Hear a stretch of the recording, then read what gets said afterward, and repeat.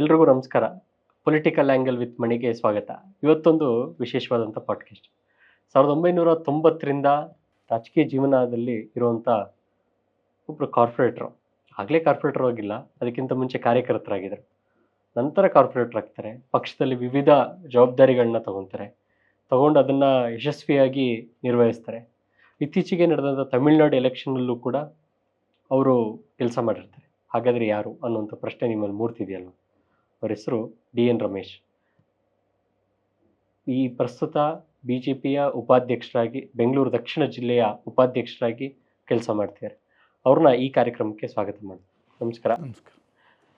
Political angle with ಮಣಿಗೆ ನಿಮಗೆ ಸ್ವಾಗತವನ್ನು ಕೋರ್ತಾ, ನನ್ನ ಮೊದಲೇ ಪ್ರಶ್ನೆ ನೇರವಾಗಿ ಇರೋವಂಥದ್ದು, 1990ರಲ್ಲಿ ನೀವು ರಾಜಕೀಯಕ್ಕೆ ಬಂದ್ರಿ. ಅದಕ್ಕಿಂತ ಮುಂಚೆ ನಿಮ್ಮ ಬಾಲ್ಯ ಮತ್ತು ಇದನ್ನು ತಿಳಿಸ್ಕೊಡ್ಬೋದಾ ಅಂತ?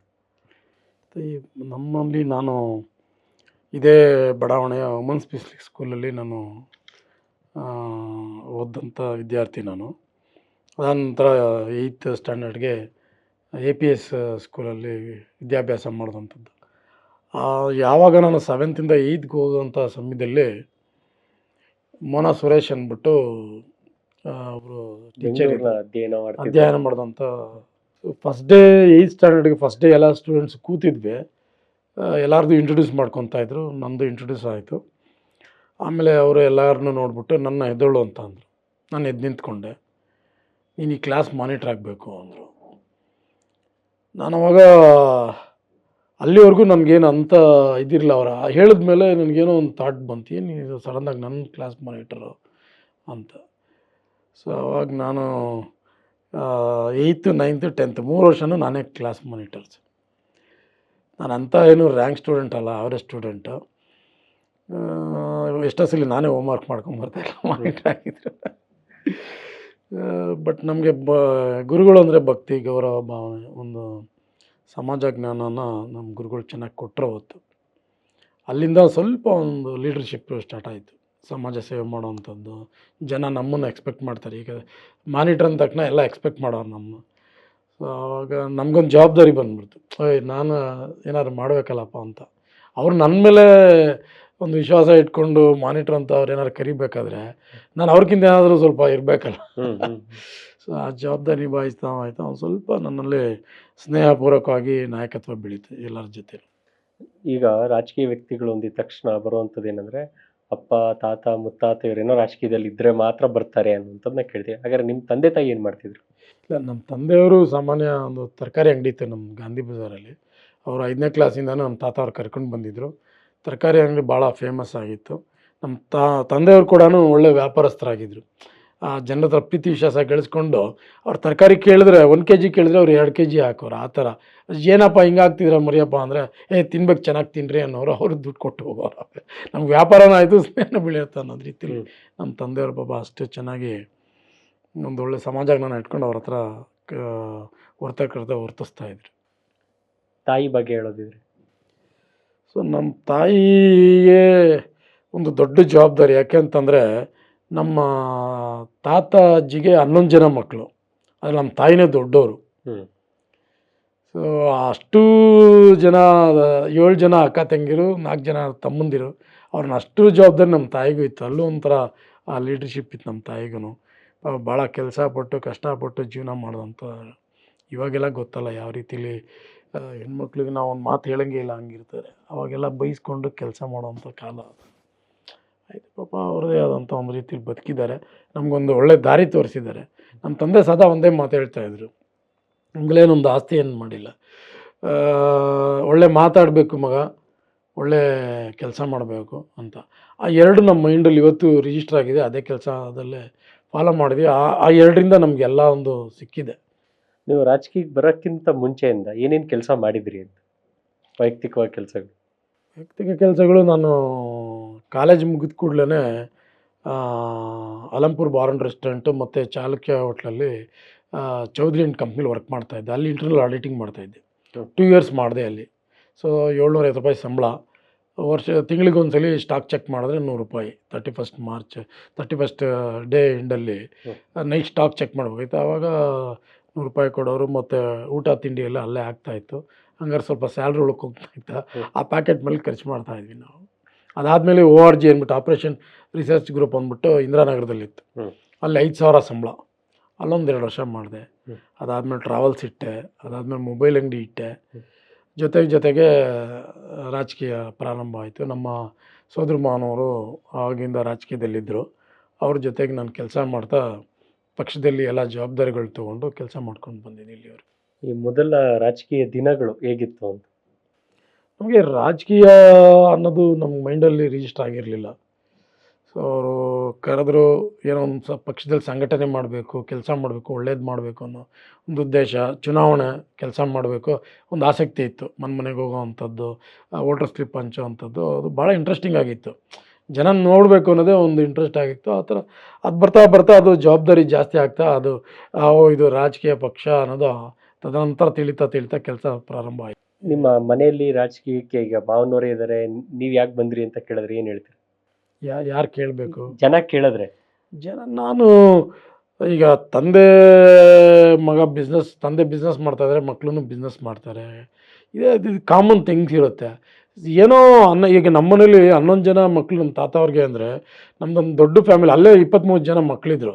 ಅವ್ರು ಯಾರು ಏನು ಬರಲಿಲ್ಲ. ನಾನೊಬ್ಬನೇ ಯಾಕೆ ಬಂದೆ ಅಂದರೆ ನನಗೇನೋ ಒಂದು ಅಟ್ಯಾಚ್ಮೆಂಟ್ ಆಯಿತು, ಬೆಳೀತು. ಅದು ಹಾಗೆ ಏನಂದರೆ ಎಲ್ಲ ಬರ್ಬೋದಾಗಿತ್ತಲ್ಲ, ಮನೆ ಮಕ್ಕಳೆಲ್ಲ. ಹಂಗೇನಾಗಿಲ್ಲ. ನಾವು ಯಾವುದೇ ಉದ್ದೇಶ ಇಟ್ಕೊಂಡು ಬಂದಿಲ್ಲ. ಅವತ್ತು ಒಂದು ಸಂಘಟನೆಗೆ ನಾನು ಕೆಲಸ ಮಾಡಬೇಕು ಅನ್ನೋ ಒಂದು ಉದ್ದೇಶದಿಂದ ಭಾಜಪ ಪಕ್ಷಕ್ಕೆ ನಾನು ಬಂದದ್ದು. ಮತ್ತು ಇನ್ನೊಂದೇನಪ್ಪ ಅಂತ ಅಂದರೆ ಇವತ್ತಿನ ರಾಜಕಾರಣನೇ ಬೇರೆ. ಈಗ ಯಾರೊಬ್ಬ ಪದಾಧಿಕಾರಿಯಾಗಿ ಕಾರ್ಯಕರ್ತನಾಗಿ ಬರಬೇಕಾದ್ರೆ ಅವನ ಆಸೆ ಆಕಾಂಕ್ಷೆಗಳನ್ನೇನೋ ಇಟ್ಕೊಂಡೇ ಇಲ್ಲಿಗೆ ಬರ್ತಾನೆ. ನಾವು ಅವತ್ತೇನು ಇಟ್ಕೊಂಡು ಬಂದಿಲ್ಲ, ಆದರೆ ನಮ್ಗೆ ಎಲ್ಲ ಜವಾಬ್ದಾರಿಗಳು ಸಿಕ್ಕಿದೆ. ಈಗ ನಿಮಗೆ ಮೊದಲ ಜವಾಬ್ದಾರಿಯಿಂದ ಇಲ್ಲಿವರೆಗೂ ನಿಮ್ಗೆ ಏನೇನು ಜವಾಬ್ದಾರಿಗಳು ಕೊಟ್ಟಿದ್ದಾರೆ ಅಂತ ಹೇಳ್ಬೋದಾ? ಖಂಡಿತ. ಫಸ್ಟ್ ನಾನು ವಾರ್ಡ್ ಅಧ್ಯಕ್ಷ ಆದೆ, ಹನುಮಂತನಗರ ವಾರ್ಡು ಯುವ ಮೋರ್ಚಾ ಅಧ್ಯಕ್ಷ ಆದೆ. ಅದಾದಮೇಲೆ ಯುವ ಮೋರ್ಚಾ ಬಸವನಗುಡಿ ಜನರಲ್ ಸೆಕ್ರೆಟರಿ ಆದೆ. ಅದಾದ ನಂತರ ಅಧ್ಯಕ್ಷ ಆದೆ. ಮತ್ತು ಪೇರೆಂಟ್ ಬಾಡಿಲಿ ಜನರಲ್ ಸೆಕ್ರೆಟರಿ ಆದೆ. ನಾನು ಅವಾಗಿನ್ನ ತುಂಬ ಚಿಕ್ಕ ವಯಸ್ಸು, 96ಅಲ್ಲಿ ನನಗೆ 98ಅಲ್ಲಿ ಪೇರೆಂಟ್ ಬಾಡಿ ಅಧ್ಯಕ್ಷನ ಮಾಡಿದ್ರು. ಆವಾಗ ನಮ್ಮ ಹುಚ್ಚಯ್ಯನವ್ರ ಅಧ್ಯಕ್ಷರಿದ್ದರು, ಮತ್ತು ಸತ್ಯ ಅವರು ಜನರಲ್ ಸೆಕ್ರೆಟರಿ, ಮತ್ತೊಬ್ಬ ಜನರಲ್ ಸೆಕ್ರೆಟರಿ ನಾನು. ಆವಾಗ ಸ್ವಲ್ಪ ಹಿರಿಯರೆಲ್ಲ, ನಮ್ಮ ವಿಜಯ್ ಕುಮಾರ್ ಜಿಲ್ಲಾ ಅಧ್ಯಕ್ಷರಾಗಿದ್ದರು ಬೆಂಗಳೂರು ಜಿಲ್ಲೆಗೆ. ಹಿರಿಯರೆಲ್ಲ ಹೇಳಿದ್ರೆ, ಆ ಚಿಕ್ಕ ಹುಡುಗನಿಗೆ ನೀವು ಜನರಲ್ ಸೆಕ್ರೆಟರಿ ಮಾಡ್ತಾಯಿದ್ದಾರೆ ಪೇರೆಂಟ್ ಬಳಿನ, ಯುವ ಮೋರ್ಚಾಲ್ ಕೊಡಿ ಅಂತ. ವಿಜಯ್ ಕುಮಾರ್ ಅವರು ನೇರವಾಗಿ ಒಂದೇ ಮಾತು ಹೇಳಿದ್ರು, ನಿಮ್ಗೆಲ್ಲರಿಗಿಂತ ಅವ್ನು ಚೆನ್ನಾಗಿ ಕೆಲಸ ಮಾಡ್ತಾನೆ ಅಂತ. ಹಂಗಾಗಿ ನಾವು ಇವತ್ತು ಪೋಸ್ಟೇ ಕೇಳಿದೆ. ಆವಾಗ ನಮಗೆ ಪದಾಧಿಕಾರಿಗಳ ಜವಾಬ್ದಾರಿ ಕೊಡೋರು. ಇವತ್ತು ಪೋಸ್ಟ್ ಬೇಕು ಅಂತ ಹೋರಾಟ ಮಾಡೋರೇ ಆಗಿಬಿಟ್ಟಿದ್ದಾರೆ. ಏನು ಮಾಡೋಕ್ಕೆ, ಲೋಕಾರೂಢಿ ಆಗಿಬಿಟ್ಟಿದೆ ಅದು. ನೀವು ಈ ಕೆಲಸ ಜೊತೆಗೆ ವೈವಾಹಿಕ ಜೀವನ ಅನ್ನೋಂಥದ್ದು ತುಂಬ ಮುಖ್ಯ ಆಗ್ತಾ ಹೋಗುತ್ತೆ. ಯಾವಾಗ ಮದುವೆ ಆದ್ರಿ? ಅವ್ರು ಯಾರು? ಅವ್ರ ಬಗ್ಗೆ ಹೇಳೋದು. ನಾನು 2001ರಲ್ಲಿ ನನ್ನ ಮದುವೆ ಫಿಕ್ಸ್ ಮಾಡಿದ್ರು ಮನೆಯವರು. ಅರೇಂಜ್ಮೆಂಟ್ ಮ್ಯಾರೇಜ್ ಆಯಿತು. ಆವಾಗ ನಾನು ಟ್ರಾವೆಲ್ಸ್ ಆಫೀಸ್ ಇಟ್ಕೊಂಡಿದ್ದೆ. ಇದು ಭಾಳ ನಮ್ಗೆ ಅವಾಗ ಏನಂದರೆ ನಮ್ಮದೊಂದು ಸ್ವಂತ ಮನೆ ಇತ್ತು. ನಮಗೊಂದು 5,000 ಬಾಡಿಗೆ ಬರ್ತಾಯಿತ್ತು. ಸೊ ಅದರಲ್ಲಿ ನಮ್ಮ ಮನೆ ನಡೀತಾ ಇತ್ತು. ಸೊ ನನಗೆ ಅವಾಗೇನು ಅಂಥ ಸಂಪಾದನೆ ಏನಿರಲಿಲ್ಲ. ನಾವು ಖರ್ಚಿಗೆ ಮಾತ್ರ ಸಂಪಾದನೆ ನಡೀತಾ ಇತ್ತು. ಜೊತೆಗೆ ಜಾಸ್ತಿ ಯಾರು ಕರೆದ್ರೆ ಕೆಲಸ ಮಾಡ್ಕೊಡೋಕೆ ಹೋಗೋದು, ಯಾರ ಜೊತೆನೂ ಹೋಗೋದು, ಮತ್ತು ಅಂಗಡಿ ಬಂದು ಕೂತ್ಕೊಳ್ಳೋ ಅಂಥ ಕೆಲಸ ಮಾಡ್ತಾಯಿದ್ವಿ. ಫುಲ್ ಕಾನ್ಸಂಟ್ರೇಷನ್ ವ್ಯಾಪಾರದಲ್ಲಿ ಖಂಡಿತ ಇರಲಿಲ್ಲ. ಯಾವಾಗ ಮದುವೆ ಆಗಿ ಒಂದು ಮಗು ಆಯ್ತಲ್ಲ, ಆವಾಗ ಸ್ವಲ್ಪ ಖರ್ಚು ವೆಚ್ಚಗಳದು ತಲೆಗೆ ಹಚ್ಕೊಂತು. ಈ ಖರ್ಚು ಬರ್ತಾಯಿದೆ, ಮಗನ ಸ್ಕೂಲ್ ಸೇರಿಸ್ಬೇಕು, ಆ ಖರ್ಚು ಈ ಖರ್ಚು ಅಂದಾಗ ನಮ್ಮ ಒಬ್ಬರು ರಿಯಲ್ ಎಸ್ಟೇಟ್ ಉದ್ಯಮಿ ಒಬ್ಬರು ನನಗೆ ಕರೆದು, ವ್ಯಾಪಾರ ಮಾಡೋಣ ಬಾ, ನಿಮಗೆ ಕಲಿಸ್ಕೊಡ್ತೀನಿ ಅಂತ ಕರೆದಾಗ ನಾನು ವ್ಯಾಪಾರ ಕಲಿತೆ. ಅದರಿಂದ ನನಗೊಂದು ಒಳ್ಳೇದಾಗಿದೆ ಇವತ್ತು. ನೀವು ಜೊತೆಗೆ ಮದುವೆ ಆಗಾಮೇಲೆ ನಿಮ್ಗೆ ರಿಯಲ್ ಎಸ್ಟೇಟ್ ಕೈ ಹಿಡಿತಾ ಹಿಡಿತು. ಓಕೆ, ನೀವು ರಿಯಲ್ ಎಸ್ಟೇಟ್ನಲ್ಲೂ ಕೂಡ ಹೇಗೆ ನಿಮ್ಮ ಸಾಧನೆಯನ್ನು ಮಾಡಿದ್ದೀರಾ ಅಂತ? ರಿಯಲ್ ಎಸ್ಟೇಟಲ್ಲಿ ನಾನು ಜಸ್ಟ್ ಅವ್ರು ಕರೆದಾಗ ಹೋಗಿದ್ದು. ನಾನು ಅವ್ರ ಜೊತೇಲಿ ಇರೋಕ್ಕಷ್ಟೇ, ವ್ಯಾಪಾರ ಅಂತ ಏನೂ ಹೋಗಲಿಲ್ಲ.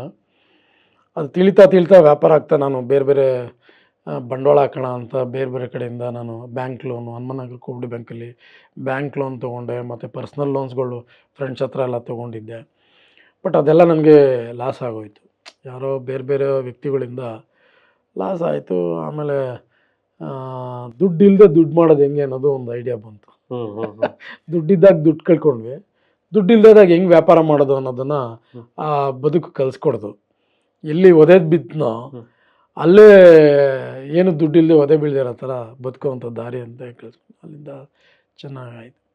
ನಿಮ್ಗೆ ಈ ಬಿಸ್ನೆಸ್ ಜೊತೆಗೆ ನಿಮ್ಮ ಕಾರ್ಪೊರೇಟರ್ ಟಿಕೆಟ್ ಅನ್ನು ಕೂಡ ಕೊಡುತ್ತೆ ಪಕ್ಷ. ಆ ಸಮಯದಲ್ಲಿ ನಿಮ್ಮ ನಿರ್ಧಾರ ಹೇಗಿತ್ತು? ಸೊ ನೀವೇನೋ ಟ್ರೈ ಮಾಡಿದ್ರಿ? ನನಗೆ ಆಸೆ ಇತ್ತು. ಹ್ಮ್. ಬರ್ತಾ ಬರ್ತಾ ಈಗ ಏನಕ್ಕೆ ಆಸೆ ಬಂತಂದರೆ, ನಾವು ನಿರಂತರವಾಗಿ ಆಗ ನಾನು 20 ವರ್ಷದಿಂದ ಕೆಲಸ ಮಾಡ್ಕೊಂಡು ಬಂದಿದ್ದೆ ಪಕ್ಷದಲ್ಲಿ. ಸೊ ಯಾರೋ ಹೊಸಬ್ರು ಬಂದೆಲ್ಲ ಟಿಕೆಟ್ ತೊಗೊಂಡು ಕಾರ್ಪೊರೇಟರ್ ಆಗ್ತಾಯಿದ್ರು. ನನ್ನ ಆತ್ಮೀಯರಲ್ಲಿ ಹೇಳೋರು, ಏನಯ್ಯ ನೀನು 20 ವರ್ಷದಿಂದ ಕೆಲಸ ಮಾಡ್ತಾ ಇದೀಯಾ? ನಮಗೇನದು ಆ ಕಡೆ ಆಸಕ್ತಿ ಇರಲಿಲ್ಲ. ಯಾವಾಗ ಇವರೆಲ್ಲ ಬರ್ತಾರೋ ಅವಾಗ ಆಸಕ್ತಿ ಇತ್ತು.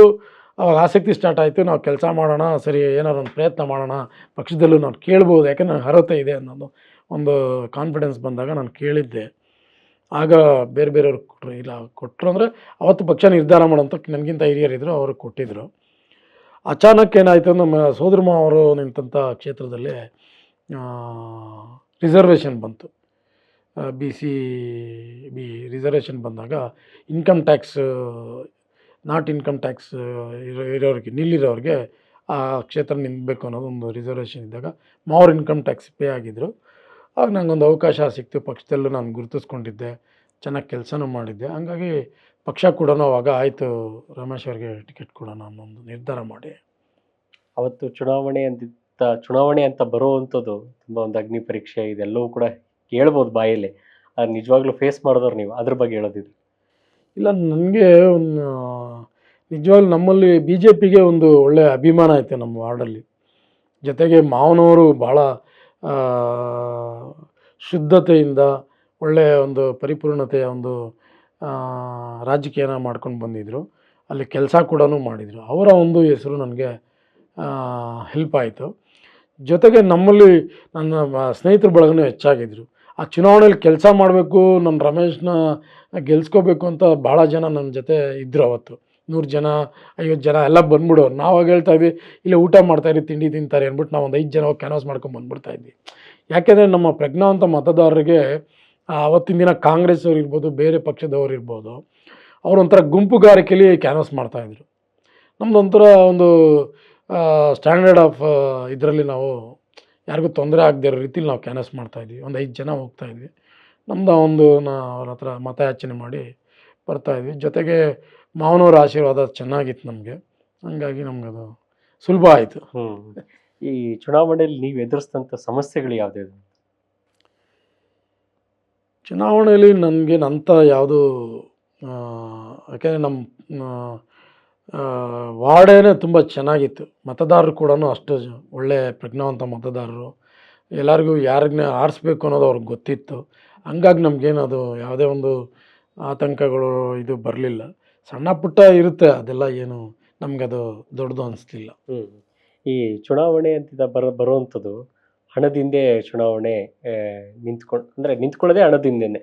ಯಾಕಂತೇಳಿ ಕಾರ್ಪೊರೇಷನ್ ಎಲೆಕ್ಷನ್ ಆಗಿರ್ಬೋದು, ಗ್ರಾಮ ಪಂಚಾಯತಿ, ತಾಲೂಕ್ ಪಂಚಾಯತಿ ಎಲ್ಲ ಹಂತದಲ್ಲೂ ಹಣದ ವ್ಯವಸ್ಥೆ ತುಂಬ ದೊಡ್ಡದಾಗಿದ್ದರೆ ಮಾತ್ರ ಮಾಡೋಕ್ಕಾಗುತ್ತೆ. ಆ ಸಮಯದಲ್ಲಿ ಕಾರ್ಯಕರ್ತರ ಮನಸ್ಥಿತಿ ಹೇಗಿತ್ತು, ಅದ್ರ ಬಗ್ಗೆ ಹೇಳೋದಿದ್ರೆ? ಕಾರ್ಯಕರ್ತರು ಪಕ್ಷನ ಸಂಘಟನೆ ಮಾಡಲಿಕ್ಕೆ ಎಲ್ಲ ಅವತ್ತಿಂದ ಸಿದ್ಧತೆಯಲ್ಲಿ ಇದ್ದಂಥವ್ರೆ ನಮಗೆ ಚುನಾವಣೆಯಲ್ಲಿ ಕೂಡ ಕೆಲಸ ಮಾಡುವಂಥವ್ರು. ಏನಪ್ಪ ಅಂದರೆ ಡಿಫ್ರೆಂಟ್ ವಿತ್ ಪಾರ್ಟಿ ಅಂದರೆ BJP. ಅದರಲ್ಲಿ ಏನಂದರೆ BJP ಕಾರ್ಯಕರ್ತರು ಯಾವತ್ತೂ ಹಣದಿಂದ ಹೋಗಿ ಬಂದವರಂತಲ್ಲ. ಆದರೆ ಕ್ರಮೇಣ ಈ ಆಪೋಸಿಷನ್ ಅವ್ರು ಮಾಡ್ತಾರಲ್ಲ ಅನ್ನೋ ದೃಷ್ಟಿಲಿ ನಾವು ಮಾಡಬೇಕಾಗಿರುತ್ತೆ ಅನ್ನೋ ಒಂದು ಆ ಮಾಸ್ನ ತೋರಿಸ್ಬೇಕು ಅನ್ನೋ ದೃಷ್ಟಿಲಿ ನಮಗೆ ಖರ್ಚು ಮಾಡಬೇಕಾದಂಥ ವ್ಯವಸ್ಥೆಗಳು ಬರ್ತದೆ. ಅದು ಬಿಟ್ಟರೆ ನಾವು ಅಷ್ಟು ಏನು ನಮ್ಮಲ್ಲಿ ನಮ್ಮ ವಾರ್ಡಲ್ಲಿ ನಾವೇನು ಅಂಥ ಹಣದ ವ್ಯವಸ್ಥೆನ ಖರ್ಚು ಮಾಡಿಲ್ಲ. ಜೊತೆಗೆ ನಾವೆಲ್ಲೂ ಈಗ ನಮ್ಮ ಕಾರ್ಯಕರ್ತರಾಗಲಿ ನಮ್ಮ ವಾರ್ಡವ್ರಾಗಲಿ ನಮ್ಮ ಹತ್ರ ಯಾರು ಎಕ್ಸ್ಪೆಕ್ಟೇಷನ್ ಇಟ್ಕೊಂಡಿಲ್ಲ. ಬಿಕಾಸ್ ನಾವು ಏನಾದರೂ ಬೇರೆ ಕಡೆ ದುಡ್ಡು ಮಾಡಿದ್ರೆ ತಾನು ನಮ್ಮ ಹತ್ರ ಅವ್ರು ಬರೋಕ್ಕೆ ಸಾಧ್ಯ. ಸೊ ಅವರು ನಮ್ಮ ಹತ್ರ ಏನು ನಾವು ಕಾಣಿಸ್ಕೊಂಡಿಲ್ಲ. ಆ ಥರ ಎಲ್ಲೂ ಬೇರೆ ಕಡೆ ಬೇರೆ ವ್ಯವಸ್ಥೆಯಲ್ಲಿ ದುಡ್ಡು ಬರೋ ರೀತಿಯಲ್ಲಿ ನಾವು ಇರಲಿಲ್ಲ. ನಮ್ಮದೇ ಆದಂಥ ಚೌಕಟ್ಟಿನಲ್ಲಿ ನಾವು ಕೆಲಸ ಮಾಡ್ಕೊಂಡು ಹೋಗ್ತಾ ಇದ್ವಿ. ನಿಮ್ಮ ವಾರ್ಡಿನ ಕಾರ್ಯಕರ್ತರ ಬಗ್ಗೆ ಹೇಳೋದಿದ್ರೆ ನೀವು? ಭಾಳ ತುಂಬ ಆತ್ಮೀಯತೆಯಿಂದ ಕೆಲಸ ಮಾಡಿದಂಥವ್ರು. ಯಾಕೆಂದರೆ ಎಲ್ಲ ಕಾರ್ಯಕರ್ತರು ವಾರ್ಡ್ ಅಧ್ಯಕ್ಷರಿಂದ ಹಿಡಿದು ಪ್ರತಿ ಬೂತ್ನ ಮಟ್ಟದ ಅಧ್ಯಕ್ಷರುಗಳು ಕೂಡ ನಮಗೆ ಪಕ್ಷಕ್ಕೋಸ್ಕರ ಸಹಕಾರ ಕೊಡಿದವ್ರು. ಯಾಕೆಂದರೆ ಪಕ್ಷದಲ್ಲಿ ಒಂದು ಸಿದ್ಧಾಂತ, ಆಚಾರ ವಿಚಾರಗಳಿತ್ತು. ಅದಕ್ಕೆ ಒಗ್ಗೂಡ್ಸ್ಕೊಂಡ್ರೆ ಮಾತ್ರನೇ ನಮ್ಮ ಪಕ್ಷಕ್ಕೆ ಅವಾಗ ಬರ್ತಾ ಇದ್ದಿದ್ದು. ಅದು ಬಿಟ್ಟು ಬೇರೆಯವರೆಲ್ಲ ಬೇರೆ ಎಕ್ಸ್ಪೆಕ್ಟೇಷನ್ ಇಟ್ಕೊಂಡು ಬಂದರೆ ಅದು ಬೇರೆ ಪಕ್ಷದವ್ರು ಅಂತ ಹೇಳ್ಬೋದು. ನಮ್ಮ ಪಕ್ಷದಲ್ಲಿ ಖಂಡಿತ ಆ ಥರ ಯಾರೂ ಇಲ್ಲ.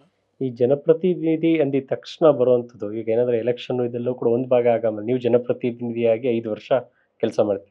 ಆ ಸಮಯ ಹೇಗಿತ್ತು ಅಂತ? ತುಂಬ ಚೆನ್ನಾಗಿತ್ತು. ಯಾಕಂತಂದರೆ ನನ್ನ ಒಂದು ಈ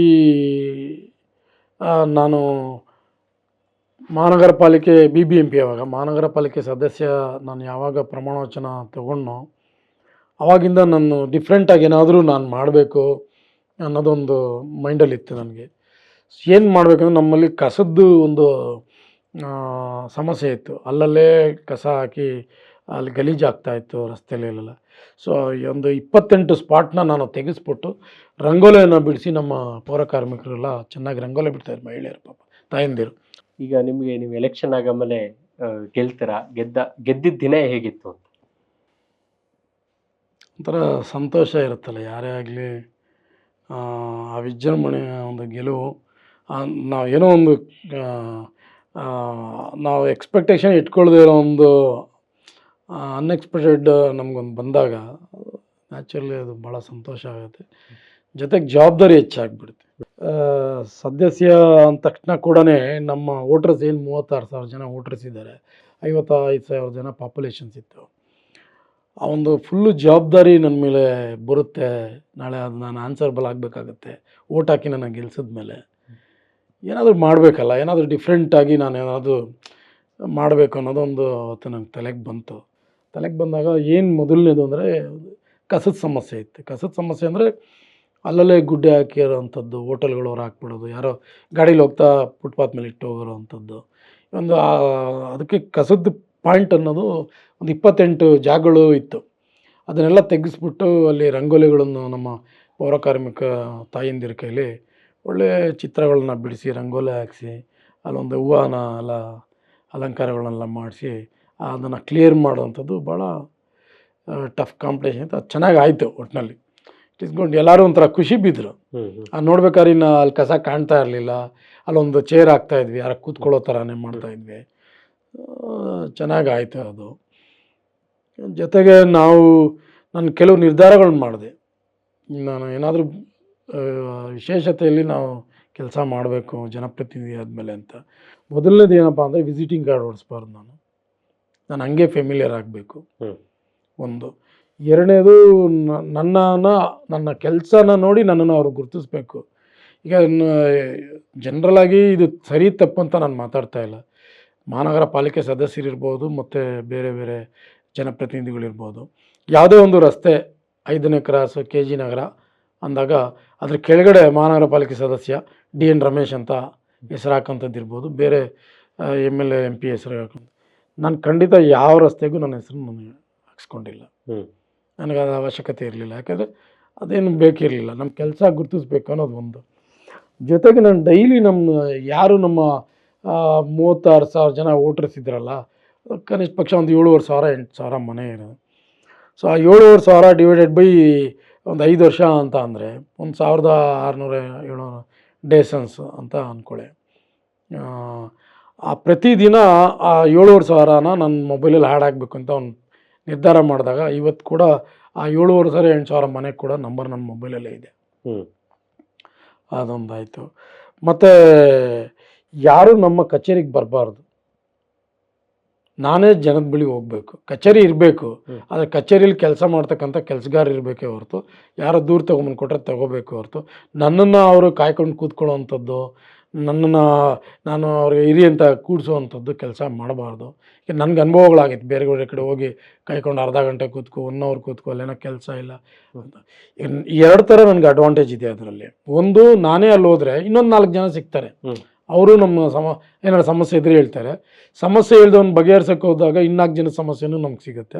ಸೊ ಜೊತೆಗೆ ಜನದ ಮಧ್ಯೆ ನಾವು ಹೋರಾಟ ಮಾಡ್ತಾ ಇರೋವಂಥದ್ದು. ಅವಾಗ ಜನ ಆಟೋಮೆಟಿಕಾಗಿ ಕನೆಕ್ಟ್ ಆಗ್ತಾರೆ.